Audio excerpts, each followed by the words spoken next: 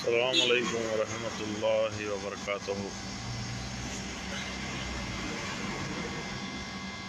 கல்வி மனிதர்களை மேம்படுத்துவதற்காகவும் மனிதர்களை தொழில் செய்வதற்காகவும் உள்ளது. அதாவது கல்வி பயிற்சி மற்றும் தொழில் பயிற்சியானது மக்களுக்கு சரியான முறையில் வழங்கப்பட வேண்டும்.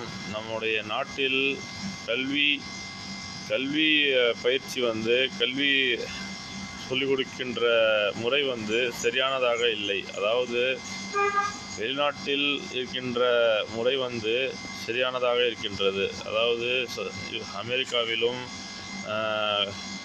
மற்ற நாட்டிலும் கல்வி பயிற்சி என்பது சரியான முறையில் இருக்கின்றது. ஆனால் நம்முடைய இந்திய நாட்டில் கல்வி பயிற்சி மற்றும் தொழில் பயிற்சி சரியாக இல்லை. இதனை மேம்படுத்த வேண்டும். அப்பொழுது